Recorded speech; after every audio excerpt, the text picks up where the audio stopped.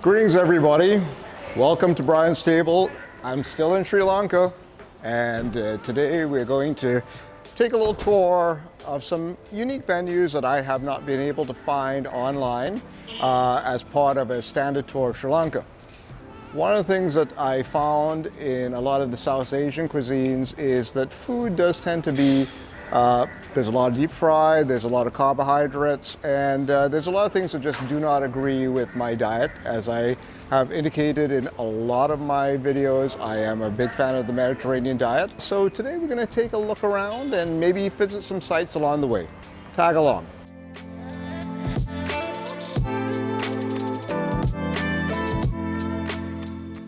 I know the place, but I know the coffee house, but I can't remember what is the exact place. Okay. It's so funny. You know, it's funny, so much of trying to do YouTube videos when you're traveling, they don't show you the people struggling to find the directions on where places are. Oh. They never do they? They just show up there. Yes, sure.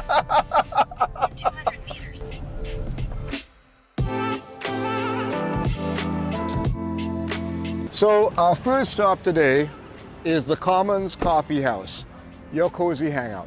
So I got a small confession to make.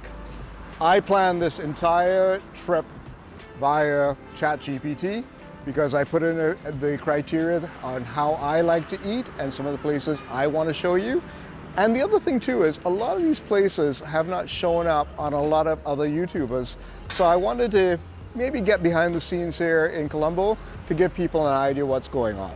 But the Commons showed up because they have a lot of fresh Sri Lankan food, and also there's a juice bar that looks really good. Let's go.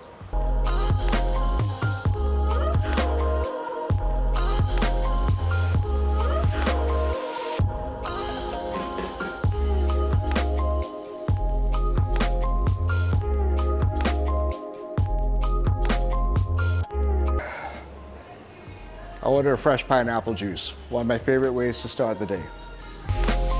While I'd rarely start my day with this food, one of the things that intrigued me about this place is their fantastic Sri Lankan menu. They get a lot of great ratings online, but it's combined with the fresh fruit and a lot of the fresh produce that is very evident within this place. If you're in Colombo, this is really a good alternative. It's close to all the hotels, and you get lovely fresh juices, and you also get freshly prepared Sri Lankan food in an environment where you're also able to get a lot of healthy food.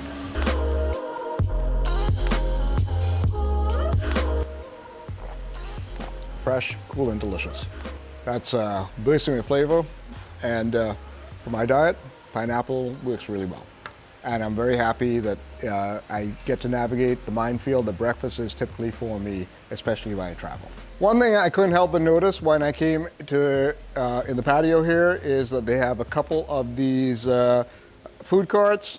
They go off to events, and they do roti, which is the flatbread that is in kottu roti, hopper cart where they actually do the string hoppers, and also burgers. And also one thing I want to cue you over to here is where they do have an outdoor kitchen where they mass produce the roti. Okay folks, I'm just finishing up my juice here and we're going to get on to the next place. Let's go. One of the funny things that I notice about myself is anytime I show up in countries which somewhat remind me of Trinidad, I take on some of my bad Trinidadian habits of jaywalking.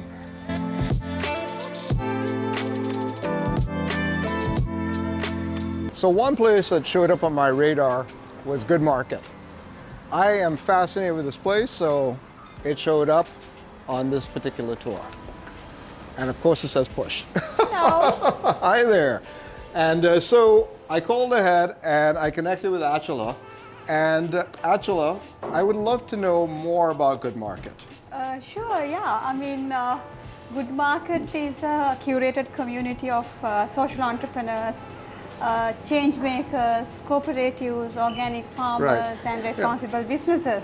So we started in 2012 with the purpose of actually creating a a movement for people who are really trying to do something good for people and planet to come together and work towards the mission. So there are some organic farmers, they choose to become an organic farm and connected to a circular system. And some actually cooperatives from the village area, they said, hey, we are a cooperative, we are not just trying to do a business, but we are working with our community to grow our village towards sustainable living. Well, there are so many like-minded people we realize around the country, but there is no proper opportunity for them to come and connect with conscious consumers. So we thought to creating a marketplace or maybe a platform for people to come and work together. So only speciality of the Good Market is because it's a curated market. If someone wanted to connect with the community, they have to go through an application and review process and meet Good Market minimum standards. So these minimum standards are developed for people to slowly start where they are, and slowly they can grow up with the standard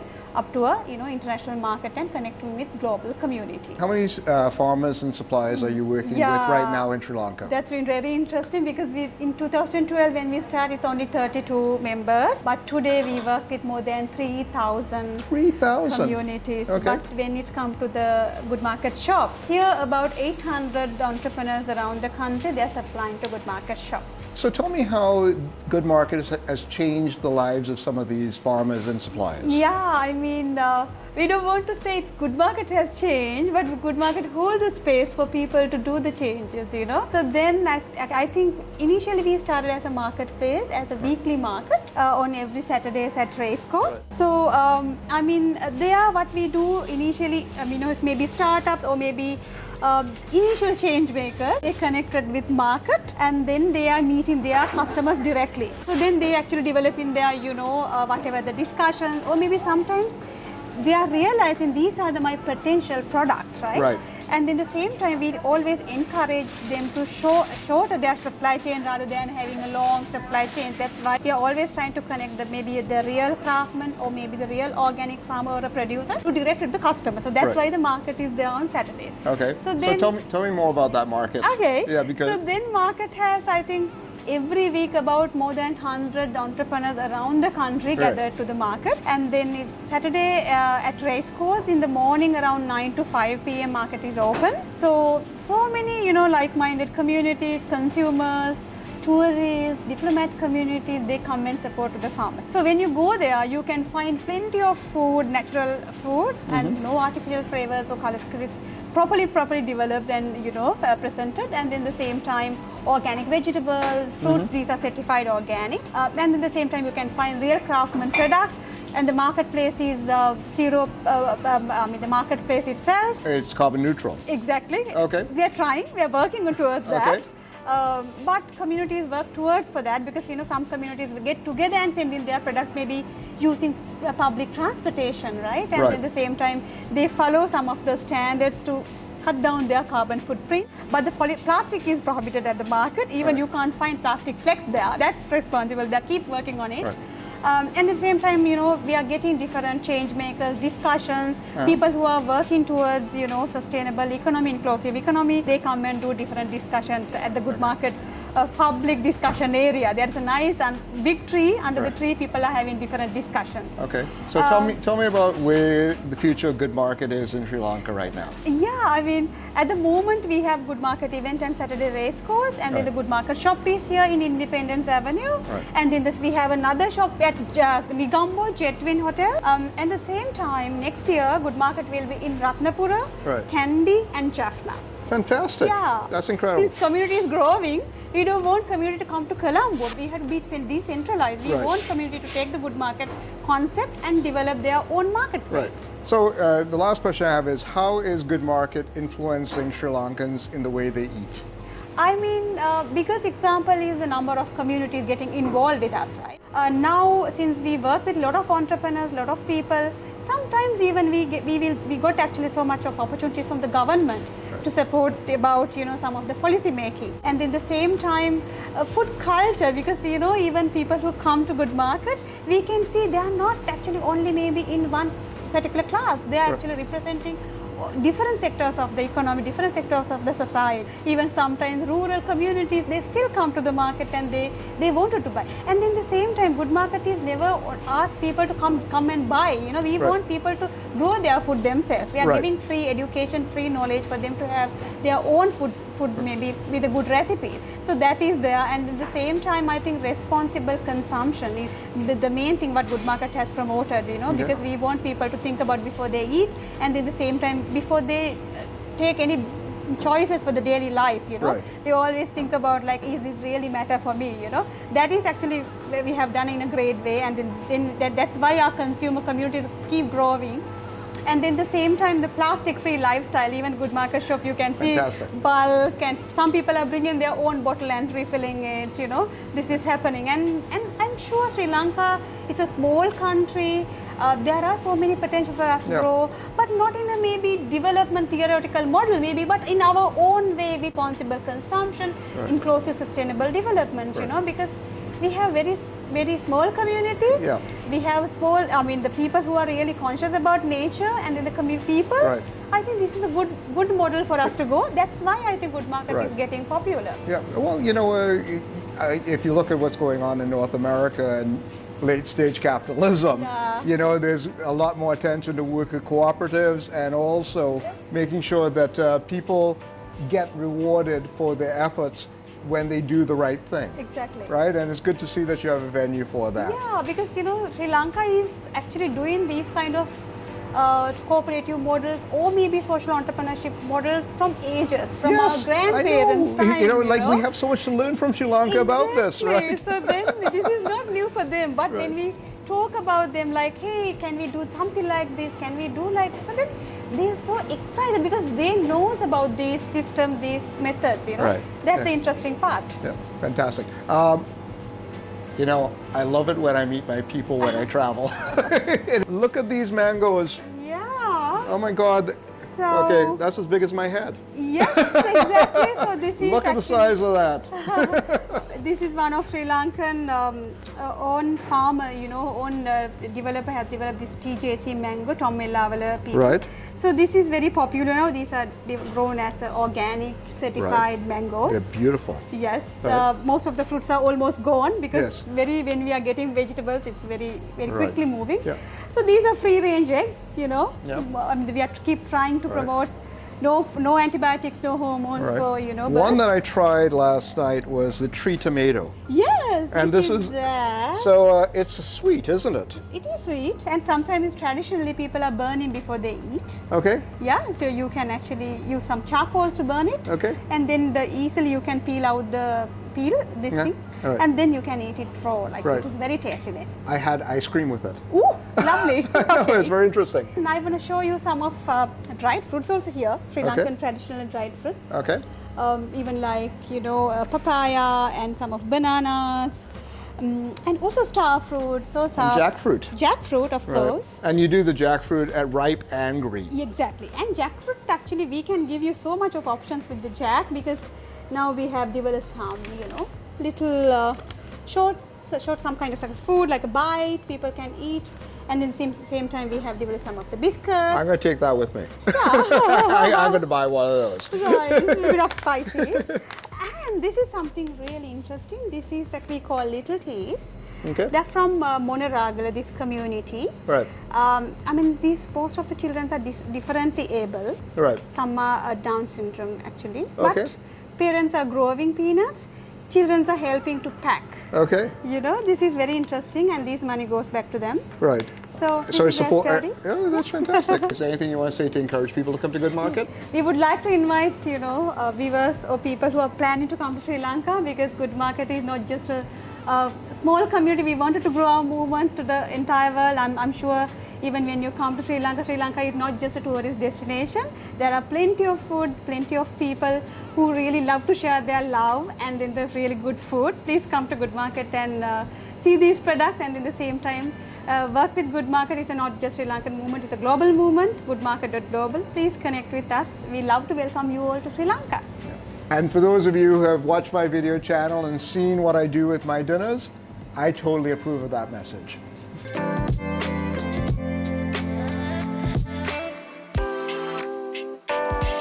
So, as with any time you're trying to do one of these videos, you have a itinerary in mind and you have to change it on the fly. So I was hoping to show all of you the House of Parliament here that was opened in 1982. Beautiful building. It was designed by the famous architect Geoffrey Bower. And let's say because the Parliament was in session, military presence was a little high, and we have to respect that. So we are changing our plans and off to a new location. So one place that was a must stop for this guy here was Premadasa Stadium. This is the biggest cricket stadium in Sri Lanka.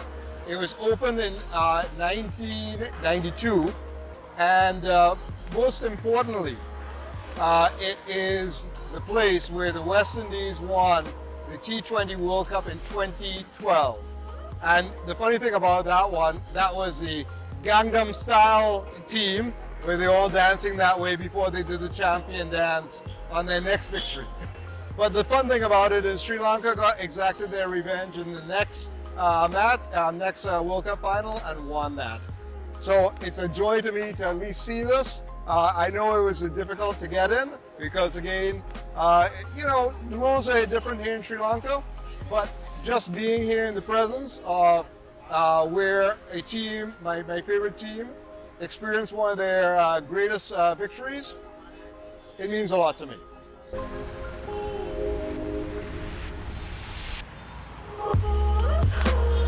Well, after this morning's adventure, we're ready to have lunch, and we're here at Upali's, or it may be more correctly pronounced Upali's, which is one of the purveyors of the new style of Sri Lankan food. They have gained a lot of traction, and they have an international location in Melbourne, Australia. So I had to check that out. Let's go and have lunch.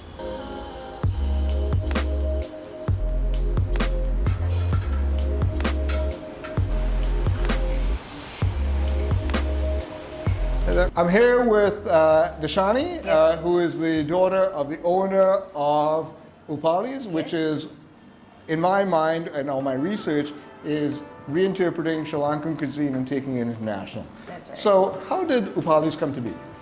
So basically my dad's been a home cook for his whole life, and all of his best friends have been eating his food for the longest time, and they always come to this day. From the time I was really young, they come home every Sunday in the morning for a full Sri Lankan breakfast. So yeah, and then all of his friends kept telling him, you know, you should open up a Sri Lankan food place, all of that, but with work and things, my dad was too busy, he never got around to it. So the restaurant is actually his family home, is my grandfather's house. This is where my dad grew up, and it's where he learned his cooking from his mum in the kitchen, where our kitchen is still there. Like all the best cooks? Exactly, and it's all, so my grandma never used recipe, same thing with my dad, never used a recipe, never does. It's only for the restaurant when he had to actually teach the cooks how he wants his food made, that he put it down.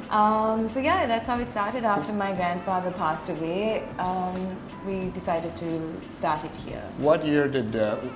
So it's 10 years Wow. this December, actually. So what do you think contributed to the success that you now have a restaurant in Melbourne, Australia? Yeah, well, completely, it's all down to my dad, and it was his idea because he was the one who saw a gap in the market for Sri Lankan food specifically, and authentic Sri Lankan food. So we don't do fine dining Sri Lankan food, which is now a huge thing elsewhere, and we don't do any fusion stuff, so it's simple, authentic, and that's always been the cornerstone for my dad. Just want simple stuff.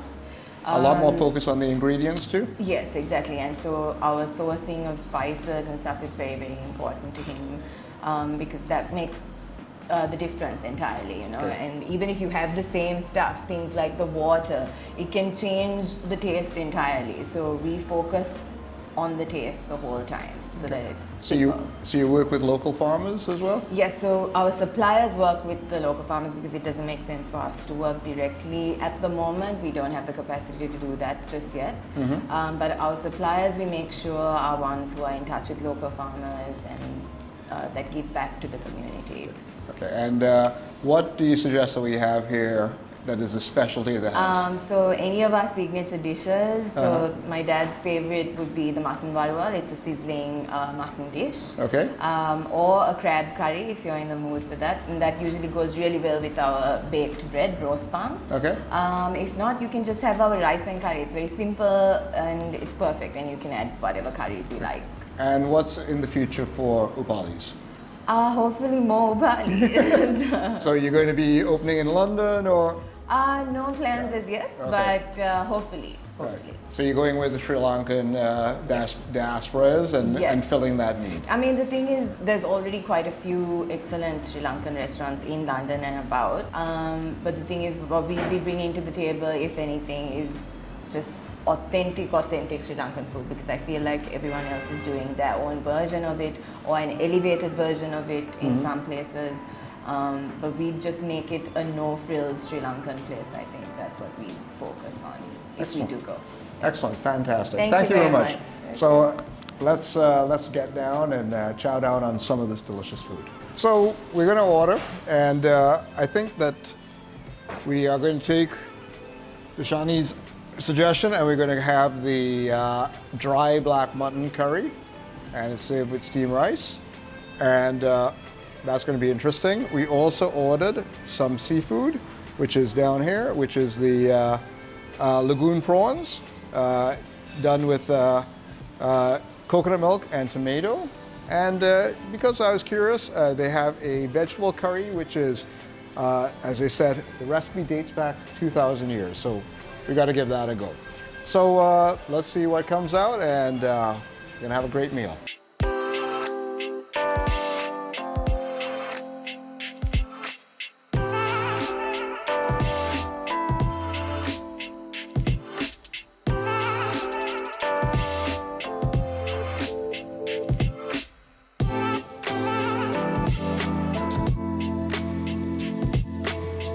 Got a bit of rice here. You guys tell me if I'm doing anything wrong, but I feel I could just move this, put it on the side. Let's try the black mutton curry first. Although I know I should be eating with my hands, I'm going to be eating with actually fork and spoon.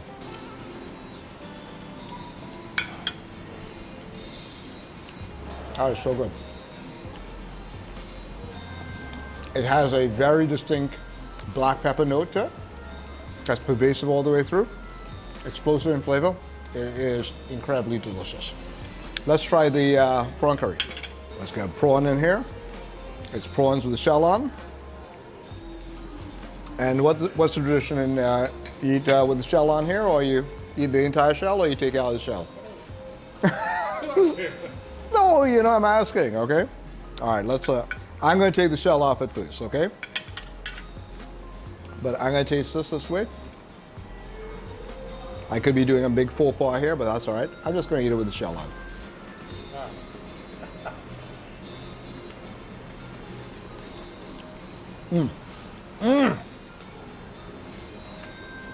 That's very good. It's funny because I grew up eating prawns with the shell on, and I stopped it over the years. Shell does have a lot of flavor, and it also brings a bit of texture.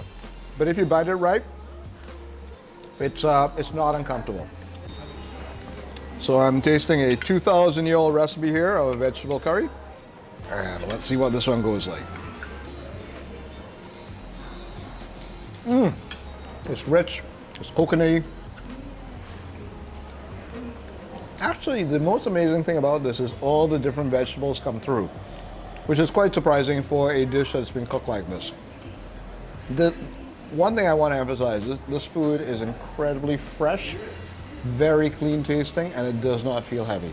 So let's go and enjoy the rest of this, and you're welcome to join me on this little taste adventure here.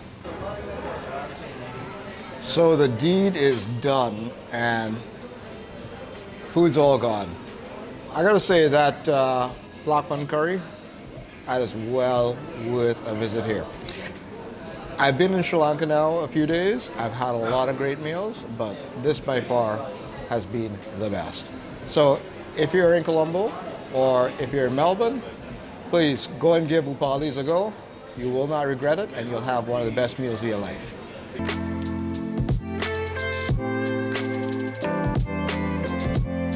After a long lunch that was so delicious, I think it's time that we stop for tea, and there is nothing more synonymous with Sri Lanka than Dilmar Tea, and we're going to give their tea lounge concept a go.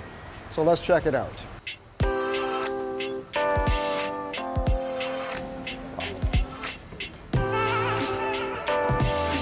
There you go, Tea Lounge by Dilmar. Wow. One of the things is that Sri Lanka is renowned world over for having some of the best teas. And Dilmar is the #1 brand. And me, as a fan of cricket, Dilmar is one of the biggest supporters of the Sri Lankan cricket team. And of course, I had to give their new lounge a try. Like all of these businesses that they have a good product. You know, you got to think things like Starbucks. Starbucks also has their lounge concepts. Dilmar is doing exactly the same. So let's go and have a cup of tea and a little dessert. Set us right before we end our day.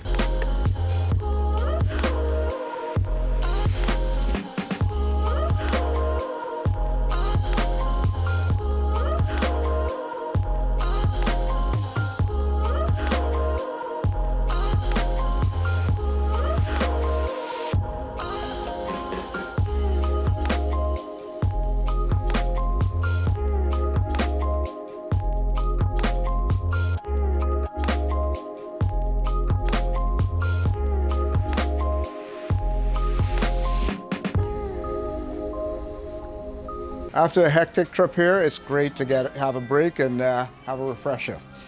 So this tea lounge here, they have a complete menu. Obviously they have full meals, but they obviously specialize in desserts. I think I'm going to give a mini pavlova a try because I know that Sri Lanka grows blackberries and strawberries, so I'm quite curious about that. They also have a whole host of these drinks that like what Starbucks and all of the coffee houses do. And then they brought in some of their regular iced teas and brought a little bit of their Chinese influence here with the bubble tea. But we're here for some tea. So let's take a look at the tea menu. And this is what they do best. They have a whole selection of white teas, oolong teas, and green teas. As you can see here, they're bringing in a lot of their local flavors. But one thing that Dilmar made their name in is black tea. You know, you get their regular pico tea or breakfast teas throughout the world. And one thing that I've really latched onto here while I'm in Sri Lanka is their ginger tea. So that's what I'm going to have to accompany my pavlova.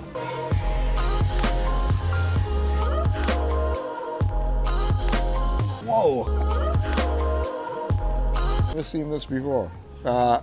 That's quite something. We're going to see how this all works. So she said white tea, black tea, and the last one, it is a white tea. Thank you.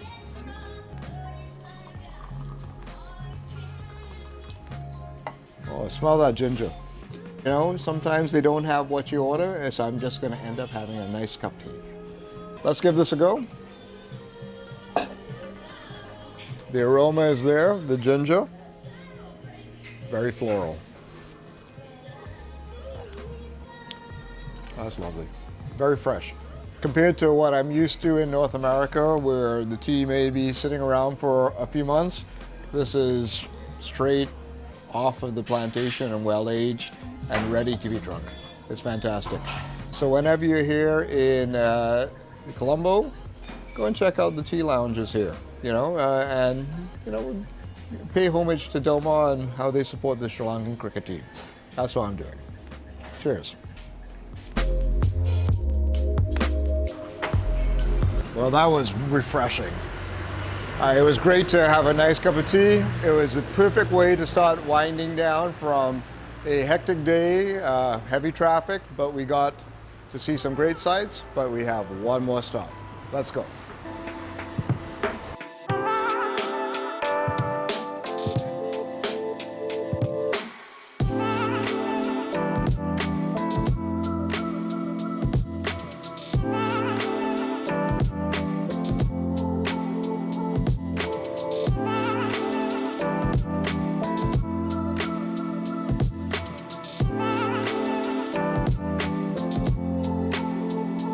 Well, here we are. I could not think of a better place to end our day. Here is the iconic Galle Green. As you can see, it's very green. And it is a beautiful broad walk here that's overseen by the new face of Sri Lanka with all of the new developments here that are going on the seafront here. I think we had a fantastic trip today. I got to meet a wonderful social enterprise curator at Good Market. I had a lovely pineapple juice at a good coffee shop, and then had a wonderful lunch at Upali and tea at the iconic Dilmar Tea Room. So if you come to Colombo, these are some of the different sites that you could go and experience. Be just slightly off the beaten path, but also an indication of where Sri Lanka is going. And I hope that you take the time to go and start, going beyond, seeing the tower and going from the beach. But do enjoy what Colombo has to offer in terms of its traditional attractions, but also dig a little deeper and you will start to discover the richness of what this country has to offer. I felt so fulfilled from all of the people I met today, as well as some of the experiences I had, and I hope that you have that too.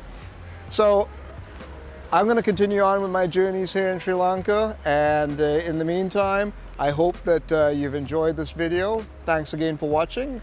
I greatly appreciate the time that you spent with me, and I hope that you take the time yourself to go and travel and see some of the things that I'm seeing, and you have those experiences too. And in the meantime, you got to go out there, taste the world.